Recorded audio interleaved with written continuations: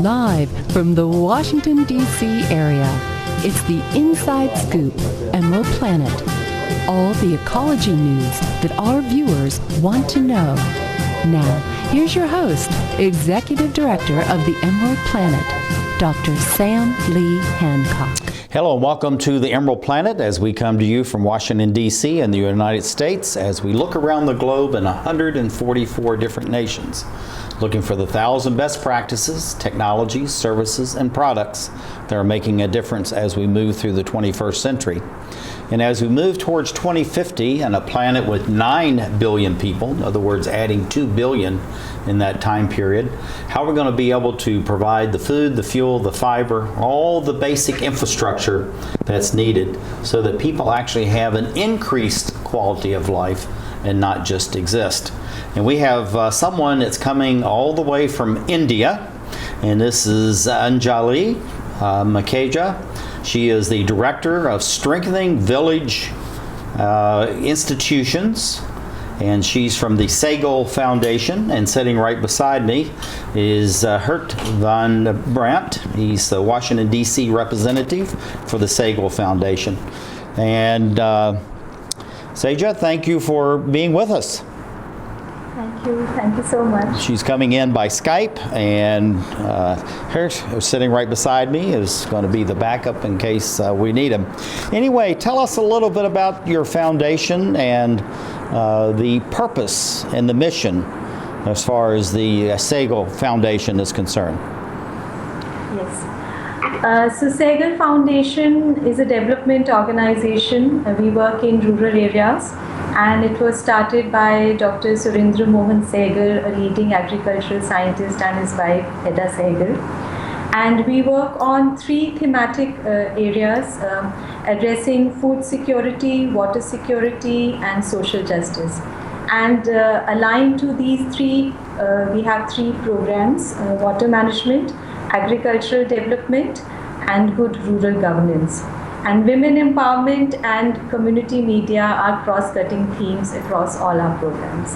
And the mission is really to have a community-led development where the community takes ownership and takes the lead in all the programs.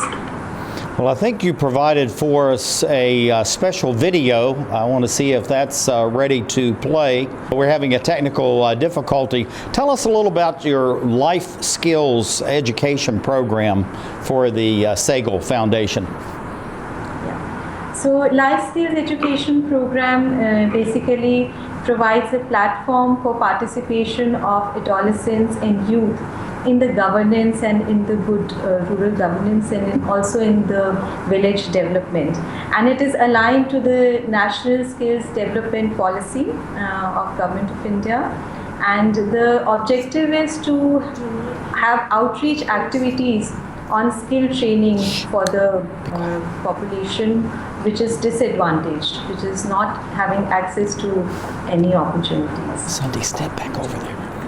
Sunday, get over there. What are the issues, the major issues that and youth face in rural India, Anjali?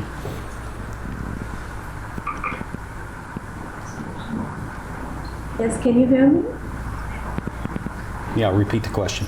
Yes, Anjali, what are the major issues that rural adolescents and youth face in India? In India, more than 50% of the population is consisting of youth, and they do not have any direction or any constructive direction in life. And also in India, most of the workforce has never had any kind of formal skill training. So there is this skill training deficit in India, and the youth are just idle and they need to be trained. And adolescence, as you know, is a very sensitive age. It is an age of transition and an age which is full of confusions, So they need a mentor, adolescents need a mentor, they need a direction. So they are grappling with so many life issues.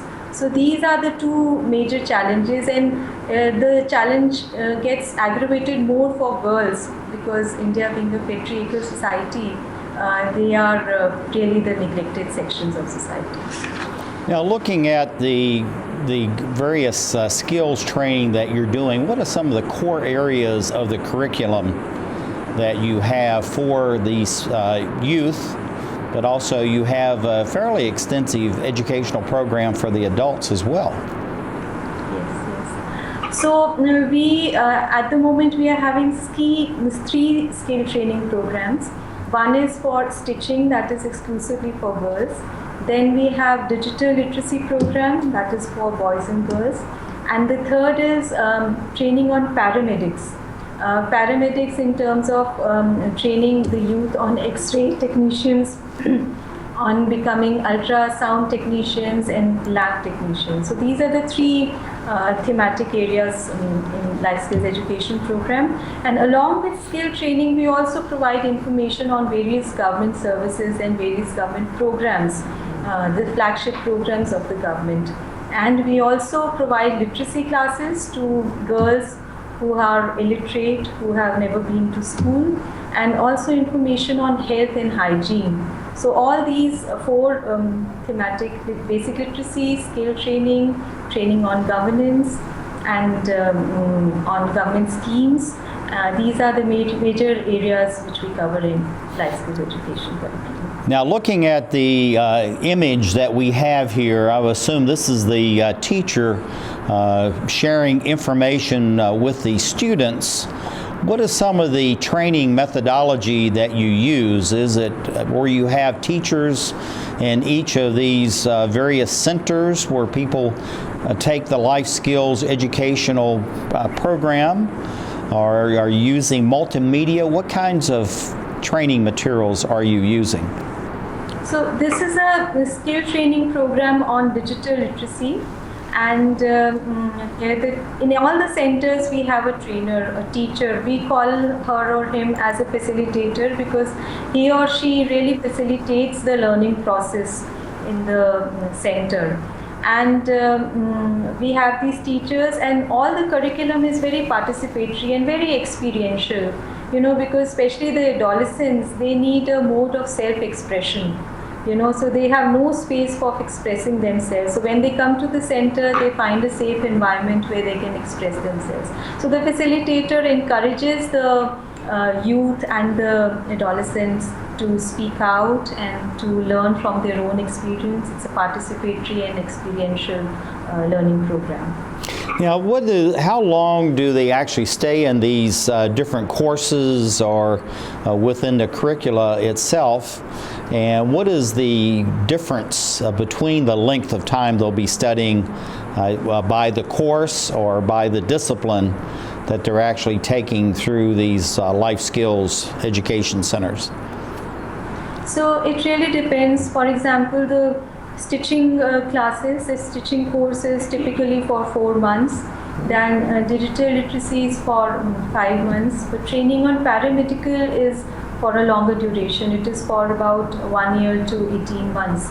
More so because that requires a lot of practical training.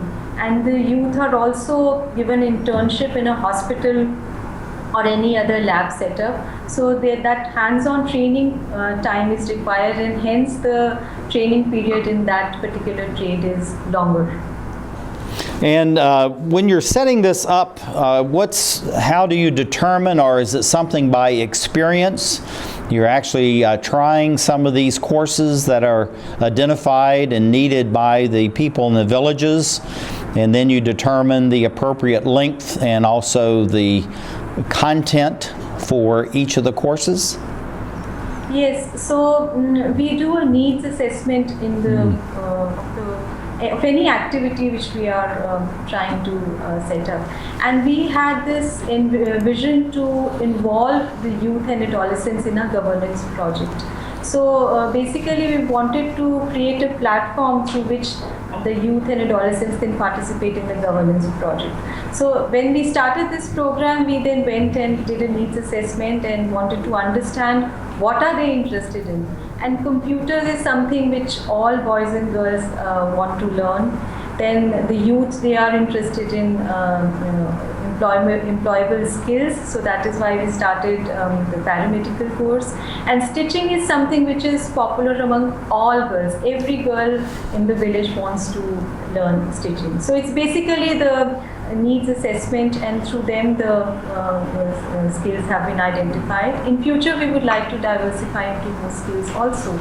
And the curriculum again depends upon what they want to learn. For example, in stitching, what all they would like to learn, we ask them. We have also had partnerships with other organizations who have delivered these kind of trainings. So the curriculum is also developed after seeking their inputs. For example, in digital literacy, we have partnered with another organization and they have given us inputs on how to design the curriculum.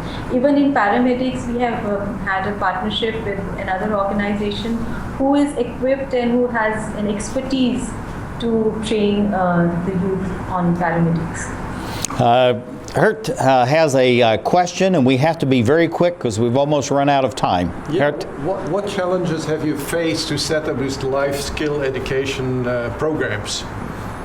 So one of the major challenges to get these programs accredited and certified by institutions which are approved by Government of India. So that is a challenge. And when these youth and adolescents, they come to us, they try to learn only the skills. So training them on soft skills is another challenge, and we address it through a lot of participatory programs and experiential programs. Well, it's really exciting. We have a photograph here of people receiving their certificates and diplomas, so I'm sure people are very proud of these.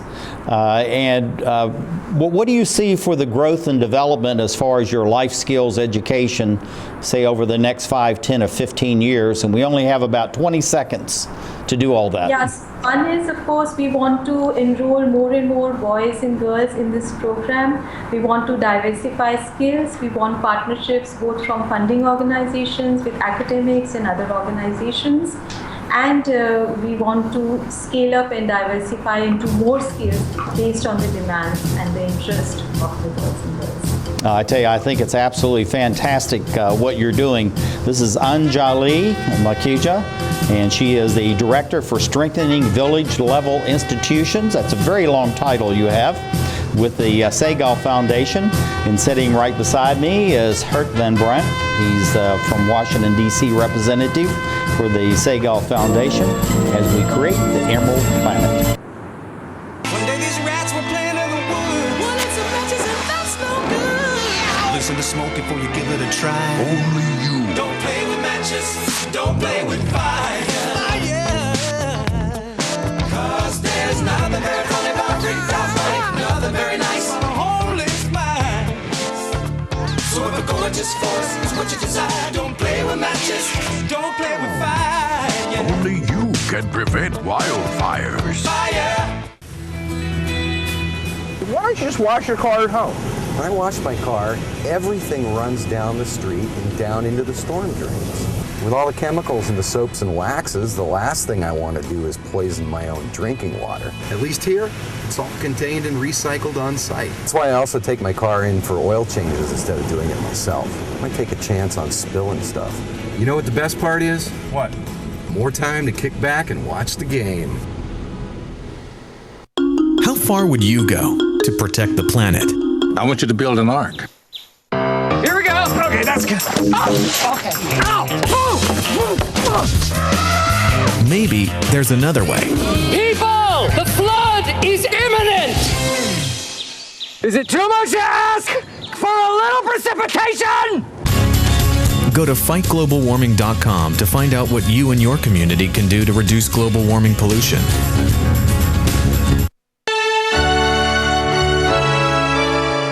Somewhere around the world, there are men and women of the armed forces risking their lives, helping rebuild communities after natural disasters, collecting toys for needy children, tutoring kids in school. These are your sons and daughters who work to keep us safe, secure, and free. Dedicated men and women who put their country first.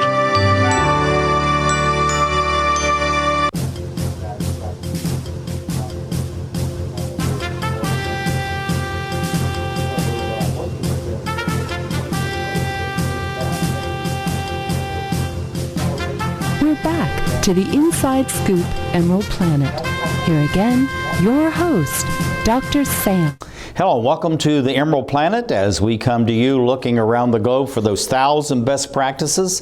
The best is the best, as we call it, for the technologies, skills, products, and services, and of course the people that are making all this happen. And as we look around the globe and we go to a planet of 9 billion people by 2050, possibly 12 to 13 billion by the end of the century, how are we going to be able to increase the standard and quality of life instead of just having people that are existing? And we have two people that are very actively working in all of these different areas in the nation of India, in the northern area. This is Makhija Goswami and Anjali Makhija. And Debika is the program leader for governance and policy advocacy. And Anjali is the director for strengthening village-level institutions with the Sehgal Foundation. And welcome, ladies, to the Emerald Planet TV. Thank you. Pleasure being here. Glad to have you here. Debika, first start off, you're with a very famous internationally renowned foundation doing good work in the nation of India. But tell us a little bit about your role as far as program leader for governance and policy advocacy.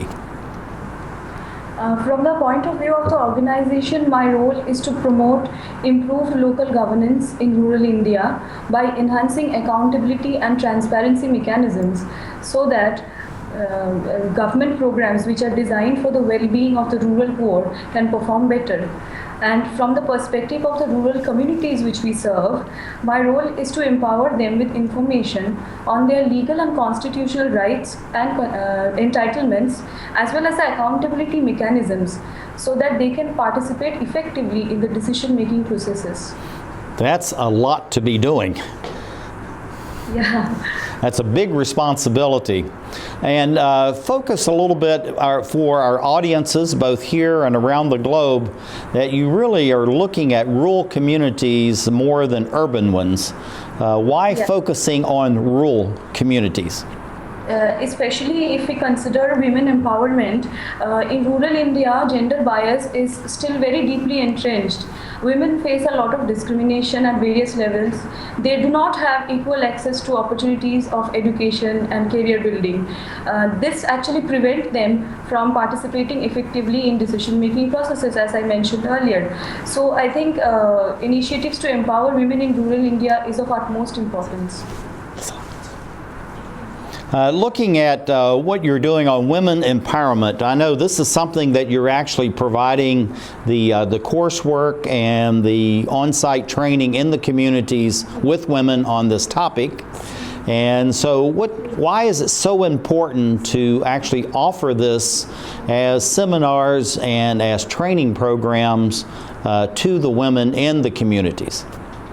As I said, because women lack the opportunity to get trained, to get educated properly, and there is a lack of awareness also on their part. So it's very important that we bring females to the front.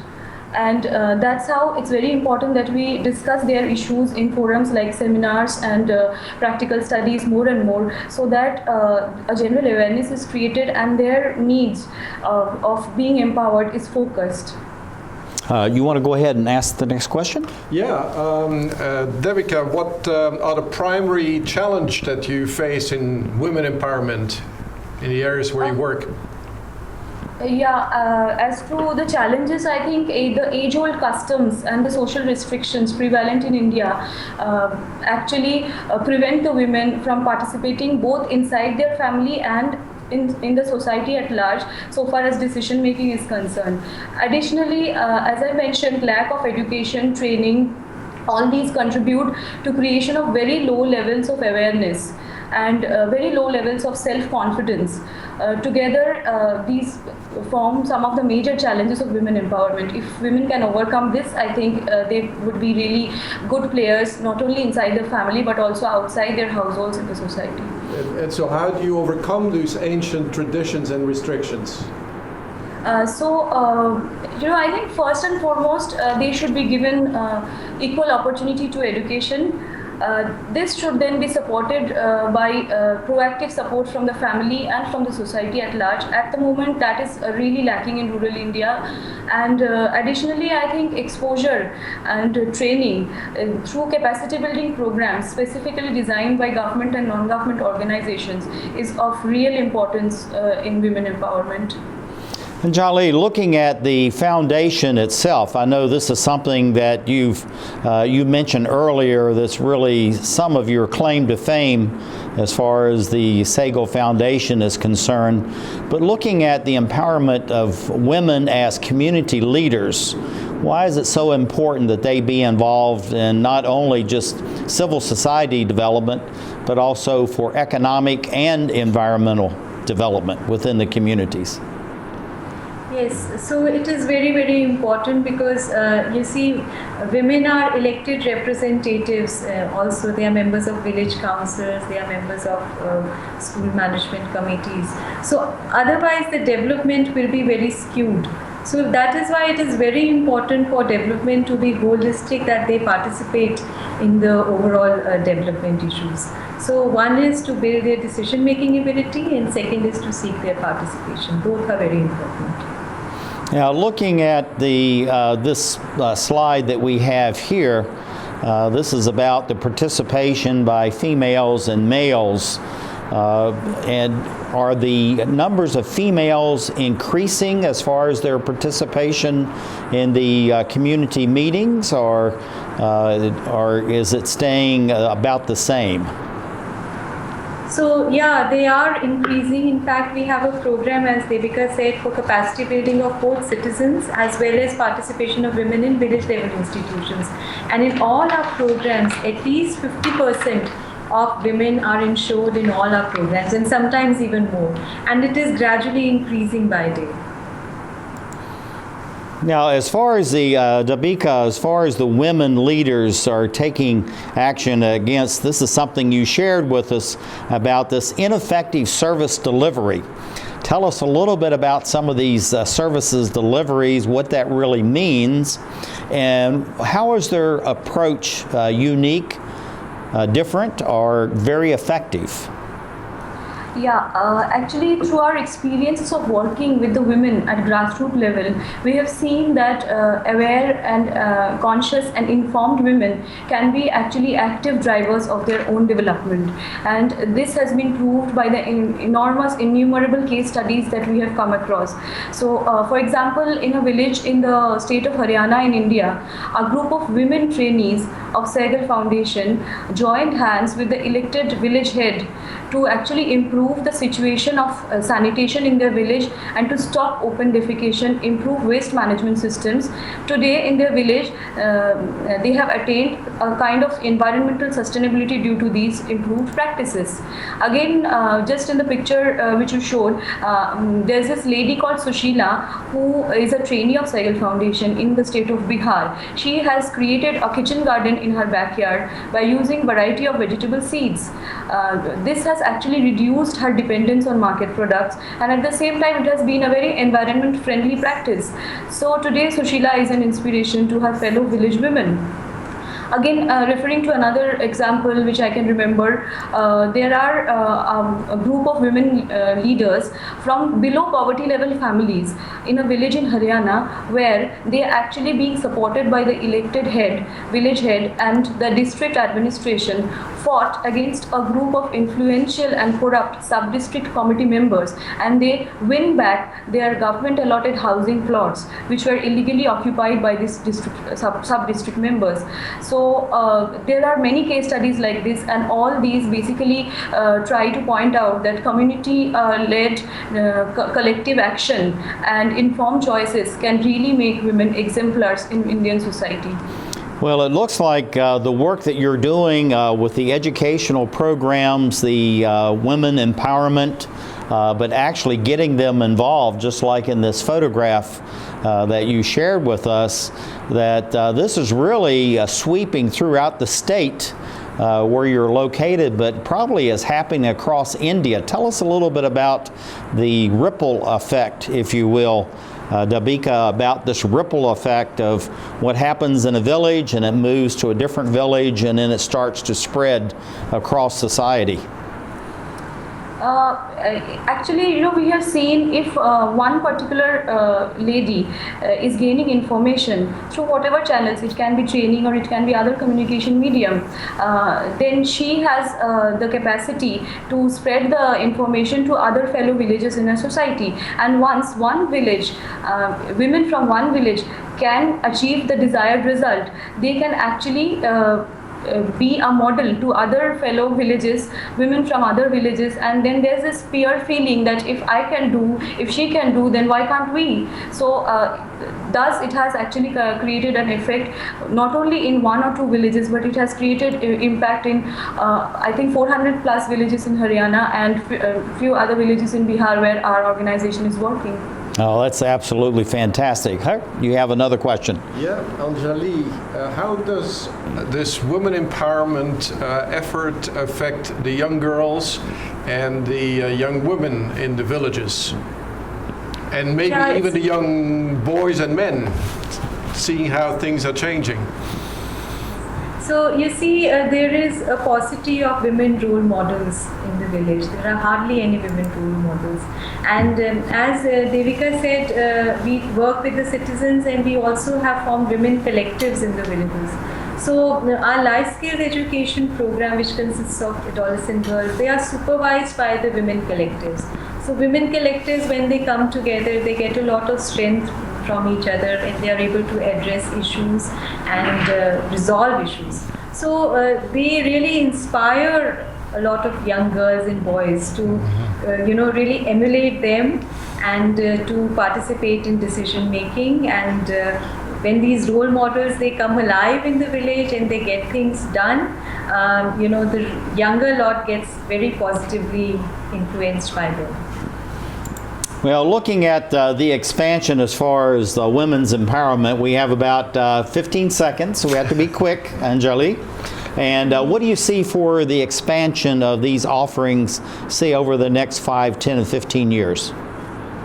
So we want these initiatives to really scale up not only in the district but in other states and all over India, and we want it to become a movement of citizens and collectives, both of them coming together, and would also like to seek partnerships, both funding partnerships as well as academicians, so that we can scale up our initiatives. As we look around the globe to create the Emerald Planet. Saving for retirement might be easy for some folk, but for others, it might take a little more work. And for those who haven't started, there are still things you can do to catch up. Oh, that is good news. Like getting out from underneath past debt. And don't get wrapped up with high-interest credit cards. Get you some eyes. Be diversified with your investments. Don't put all your eggs in one basket. Your financial goals are not out of reach. The choice is clear. For a happy ending, choose to save. Everyone with alcohol and drug addiction is in the same boat.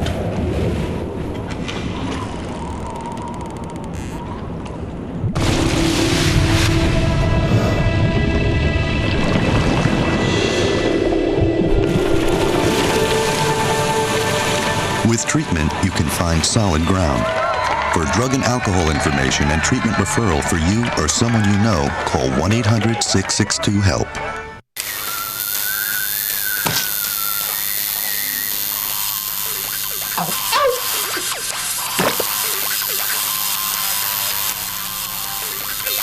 Dude, are you sure you want this tattoo? Because just do it.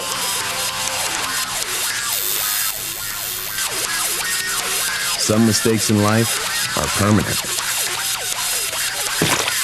Like hearing loss.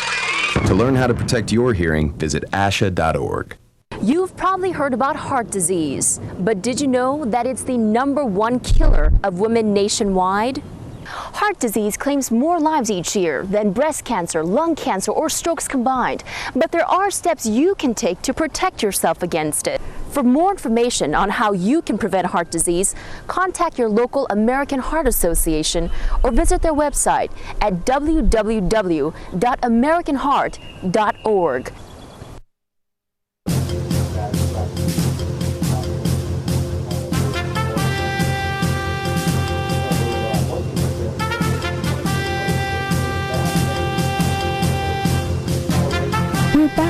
to the Inside Scoop Emerald Planet. Here again, your host, Dr. Sam. Hello and welcome to the Emerald Planet as we come to you on a week-to-week basis as we're looking around the globe in 144 different nations. And we're looking for the people that are making a difference as we move through the 21st century. People that are working in local levels and are trying to figure out the best ways forward as far as dealing with the issues, sanitation, education, healthcare, agricultural production, all the things that are needed to make villages and local communities work, allow people to stay in their home areas and not have to migrate into the ever-expanding megacities that are happening around the globe, and at the same time to reduce the impact on the environment.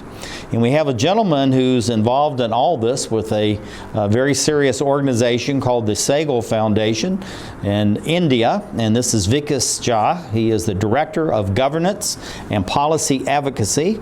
And sitting right beside me is our friend who's been with us before. This is Hert Van Brandt. He is the Washington, D.C. representative for the Sehgal Foundation. And Vikas, you're coming in by Skype, and welcome to the Emerald Planet TV. Thanks, pleasure to be with Emerald Planet TV. We're glad to have you with us. Anyway, you have a very impressive title, Governance and Policy Advocacy. And I know that you're with the Sehgal Foundation. We can see that right over your shoulder. And that's a very large and important organization. But tell us about your work and how this fits into the overall mission and the objectives of the Sehgal Foundation. The goal of governance and policy advocacy is to promote good rural governance across India. And by good rural governance, we mean that citizens have the opportunity to participate in the management of the villages. Citizens have access to social welfare programs or public services. And village councils have the capacity and the awareness to deliver the goods to the citizens. So we work within this larger framework of good rural governance. In India, about 850 million people live in rural areas. That is about 68% of people. And they don't have access to basic services, they have poor infrastructure, and they don't have access to government programs. And that's how our programs become important in context of rural India.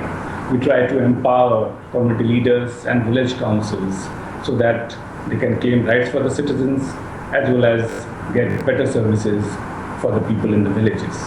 Now, this is something that you provided for us, and I think this is very well done. This training of community leaders, and the other one is strengthening village-level institutions. Tell us a little bit about the difference between these two, and why are these twin pillars, if you will, in working in rural communities in India?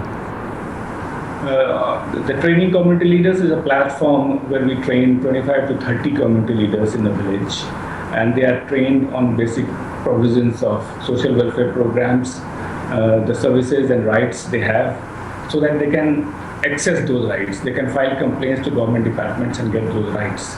Strengthening village level institutions is building capacity of village level institutions like village councils, which do not have which have remained weak throughout a number of years, and they don't have capacity, they don't have awareness, they don't know their roles and responsibilities, they cannot plan village development, and we train them to plan village development, get funds from the government. That is also a big deal, to getting funds from the government, so that a good service and good infrastructure can be created for citizens in the villages. And in fact, both these initiatives are complementary to each other. Community leaders support village councils to function well, and village councils need support of community leaders to get funds from the district departments. So looking at the Sehgal Foundation, then you're really working in a collaborative effort with other NGOs, non-governmental organizations, but also all levels of government. So how many different levels of government is there in India that would actually be focused on these rural communities that you're actively working with? First level of governance in India would be district level government, district administration. Second would be provincial administration, and third would be central administration. We interact largely with district administration and provincial administration. And a lot of issues of citizens and village councils are taken by us and the community leaders to the district administration. And when they are not resolved at district level, we take it up to state administration and provincial administration. But policy level issues obviously are dealt with provincial administration and central administration. So we advocate a citizen-led policy advocacy so that the issues of citizens are taken up by citizens themselves, and they are trained in the process to take this policy issue forward in every way at provincial level and central level. Okay, you ready? Yeah, Vikas, how do you actually train these people? What are the methods that you use? We have an initiative called Village Leadership School in the 440 villages of India. And this is a platform where 25 to 30 community leaders come and get trained on various provisions of law, on basic services which should be provided to them, so that they can complain to higher authorities if the services are not provided adequately. And it looks like, too, this taking training to action, as you've labeled this, is that meeting with government officials and then actually talking about the challenges they have in the local communities, and then the applications to have resolution to that. Is this something that's actually coming right out of the training programs that Sehgal Foundation provides? Yeah, it takes some time to convince the community leaders that such actions can get you results. But once they are in our training programs for 4 to 5 months, they are convinced that they are convinced of the opportunities which exist in the institutional mechanism of government to solve their problems. So there are various ways of solving their problems. First, obviously, is to get in touch with government departments, and they should have the confidence to get in touch with government departments. That's what we do through our leadership training programs. Second is to file a written complaint. Rural India is still very resistant to file written complaints, but as you can see from the graphics, as a result of our training, the number of complaints filed have increased several-fold. An application under Freedom of Information Act is another institution mechanism which is available, which is used by citizens. And all these mechanisms come out of training programs provided by Sehgal Foundation. Otherwise, villagers generally don't know what to do if something goes wrong in the villages. Yeah, looking at these, you've provided some really excellent photographs here. You have Ansar, this champion for change, but here you're showing actually the training program going on. Tell us a little bit about the responses that you get from the people in these local communities when you set up, because these look like they're very well attended and people are very attentive to what's going on within each of these training programs. Community leaders are very positive about the training programs provided by Sehgal Foundation because they didn't have the information about government programs earlier. And it is well attended by the program, and they in the training programs they get all the information. As a result, the number of issues in village level have been solved. And the community is quite supportive of the community leaders also. The rural communities, people who couldn't come to the training programs, also stand behind community leaders whenever they go and complain to the district officials. Whenever community leaders question service providers, the rural communities stand behind them. So the response of rural communities has been pretty positive towards change in the villages of India. Yeah, it's just amazing to see the activity and the number of people that are involved. Looking at the government at the local level, this district administration and the district administrators, how active are they as far as interacting with you, your Sehgal Foundation, other NGOs, but also in working with the members of the local communities to solve the issues, but also to strengthen the institutions within these various communities? District officials are quite supportive of the efforts of Sehgal Foundation, and we regularly organize programs in the villages for the district administration officials, and they are quite happy to come to the program and listen to the grievances of the villages and try to solve the problems of the villages. Sometimes lower level officials consider community leaders as a bottleneck because they send large number of people to the government offices to file complaints. But overall, top officials of the district administration and provincial administration are quite supportive of our efforts. Yeah, Vikas, a question on my mind is what is going to be the long-term impact of that, and when do you think it will be the time when these villages won't need the Sehgal Foundation to keep standing behind them and make them take the initiative? We have already started seeing some of the impacts of our training programs, which we have been conducting for the last 4 or 5 years now. Community leaders in their locations, in their villages, are willing to take a responsibility. They are willing to take responsibility of monitoring the government programs. Village council members now have the capacity in some of the villages to plan village development, to get to district administration and get funds for it. So a group of community leaders and village councils have been created in large number of villages who can sustain these activities and take it forward.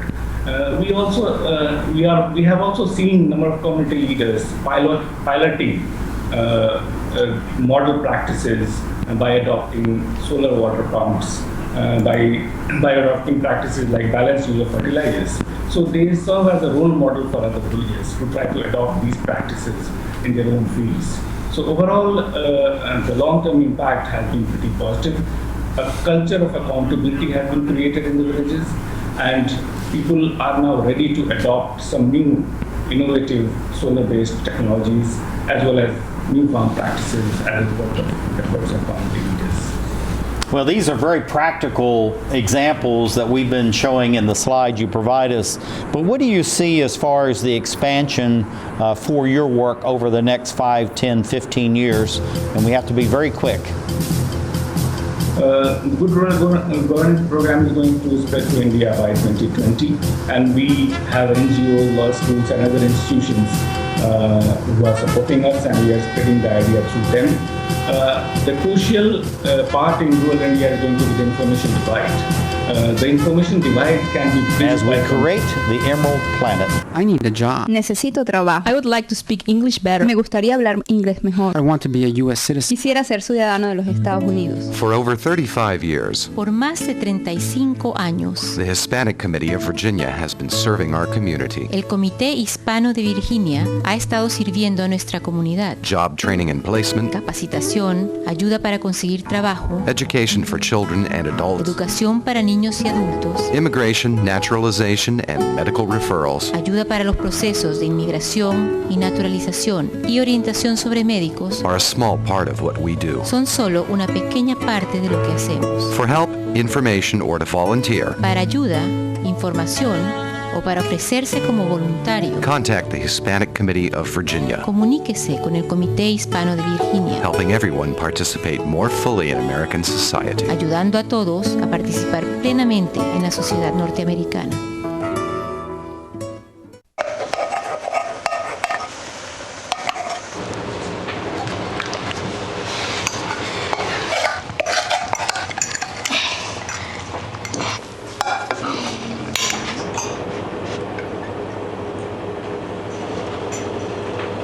Hey Lena, where's yours?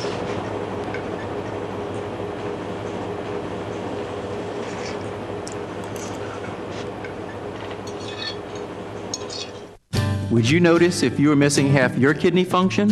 According to the National Kidney Foundation, 20 million people have chronic kidney disease and 20 million more may be at risk and not even know it. Anyone with high blood pressure, diabetes, or family history of chronic kidney disease is at risk. Early diagnosis is vitally important. To get the whole story, talk to your doctor and visit the National Kidney Foundation at kidney.org or call for a free brochure. Because when it comes to chronic kidney disease, you might not know the half.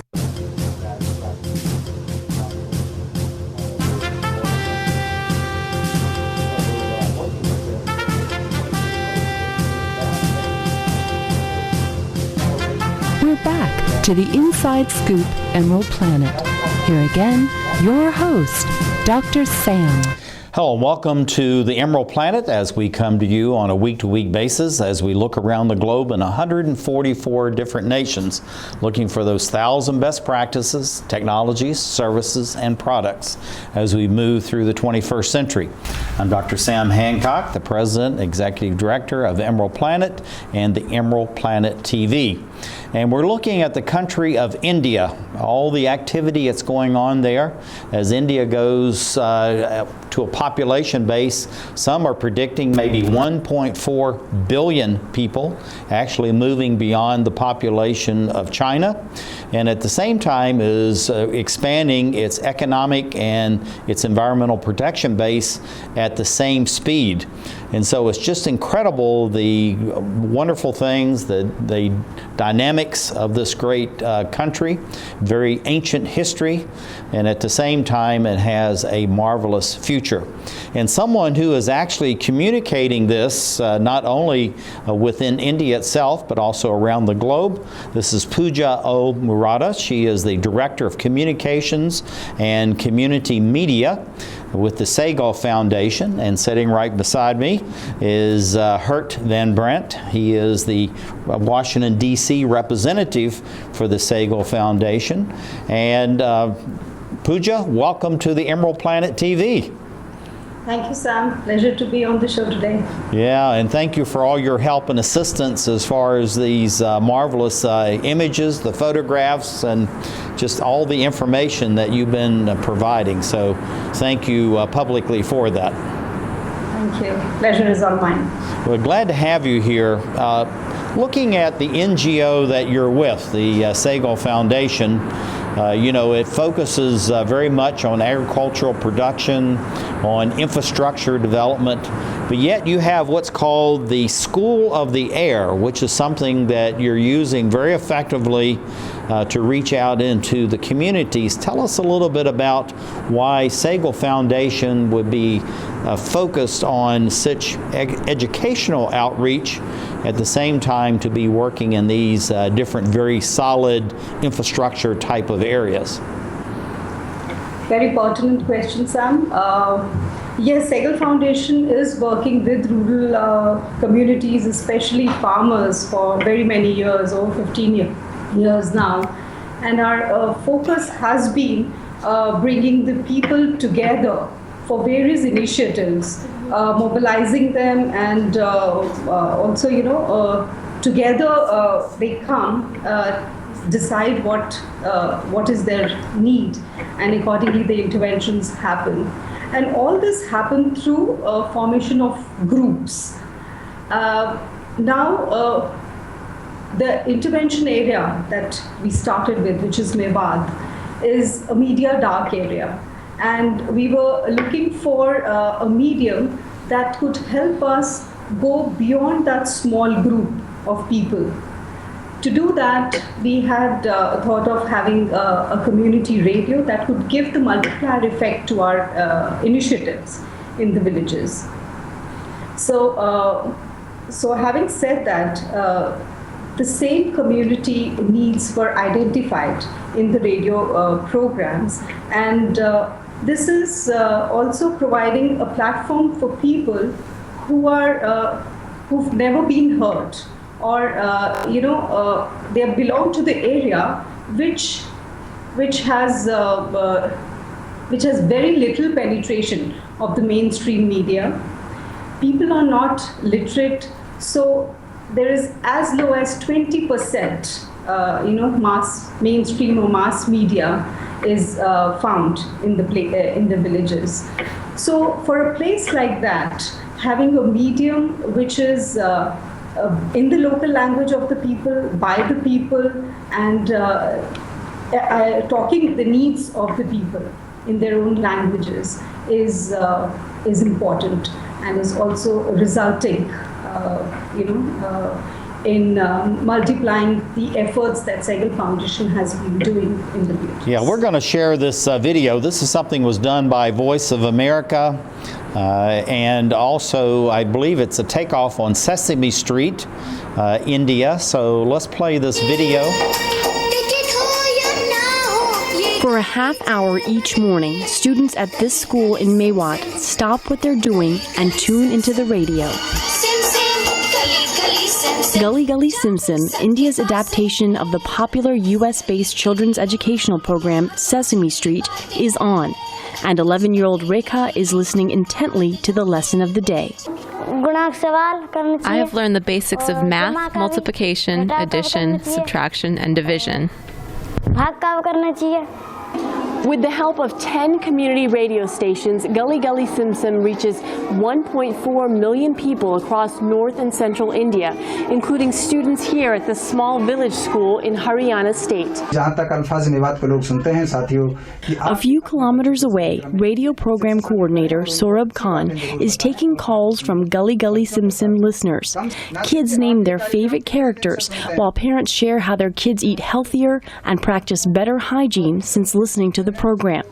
The nonprofit Institute of Rural Research and Development launched the Alfaz-e-Mewat community radio station just last year, and it's the first in the area to broadcast a children's program. Until now, the children in Mewat did not have access to the type of important information that Gully Gully Sim Sim is providing them. Here in Mewat, the children have very little access to television. If you go to the villages, you will not be able to find a TV in people's homes. Sesame Workshop India Managing Director Sashwati Banerjee came up with the idea of the Radio Phone Project to reach out to children who have little access to technology. Families can use their radio or mobile phone to listen to programs promoting literacy and the importance of sending their children to school. The mission is critical in a country where the dropout rate rises to 15% at the 5th grade level, because many parents say they need their children to work and supplement the family's income. Banerjee says entire communities are seeing social change after listening to Gully Gully Sim Sim. The girls never used to go to school because the girls' job was to herd the cows. So after the program was aired, the community came together and they did some kind of a cow pooling. I mean, I call it cow pooling, but they did some kind of a cow pooling where they appointed somebody to really herd everybody's cows so that the girls can go to school. 10-year-old Sahil has taken the lessons to heart. He says he rarely misses a day of school and makes sure his siblings follow suit. I have learned the importance of studying, to be nice to my brothers and sisters, to teach them and to encourage them to go to school.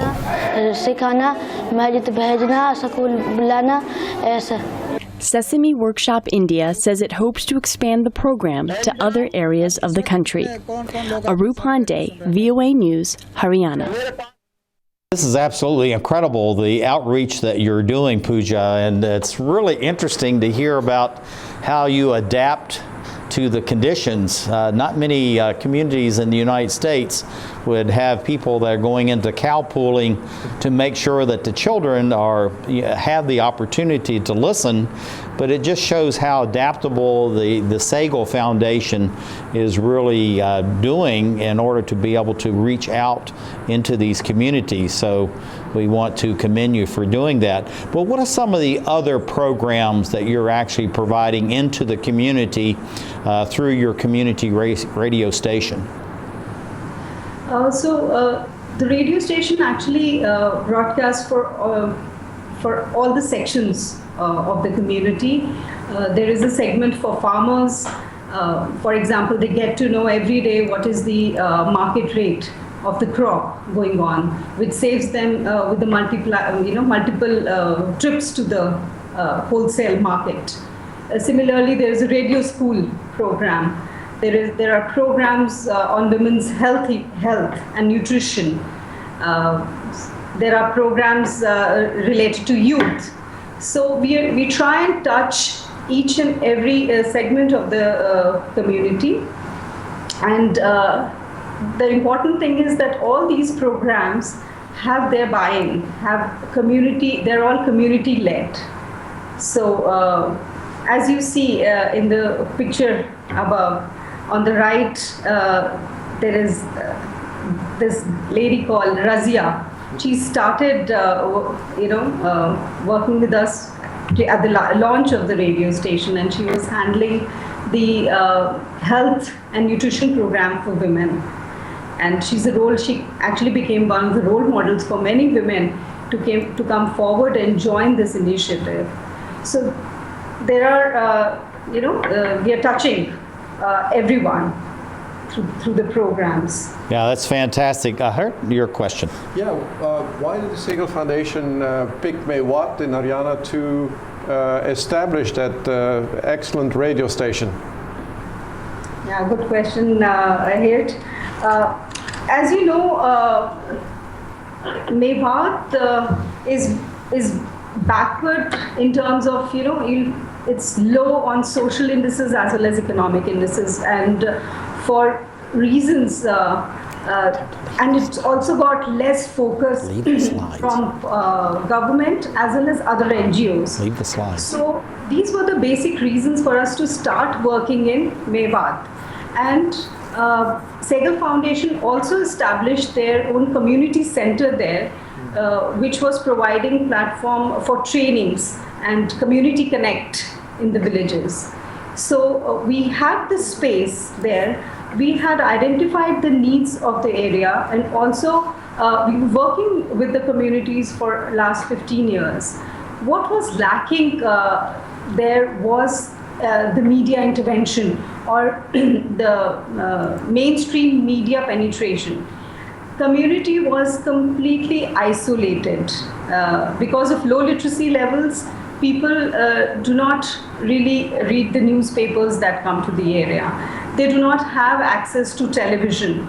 And radio is the only medium that, of course, they are mobile users. There are a lot of mobile phones with radio on it that is available. So tapping the the conditions there, we thought that, and the reality that there is a large information divide that needed to be bridged. Pooja, we're running out of time. Where do you see the expansion of the radio over the next 5, 10, 15 years? You got to be quick. We got about 10 seconds. Yeah, so I think community taking the ownership of the radio station, the Sehgal Foundation be able to hand it over to the communities, the radio station, and also that 500,000 villages in India get an opportunity like this to have their own radio station, their own community radio.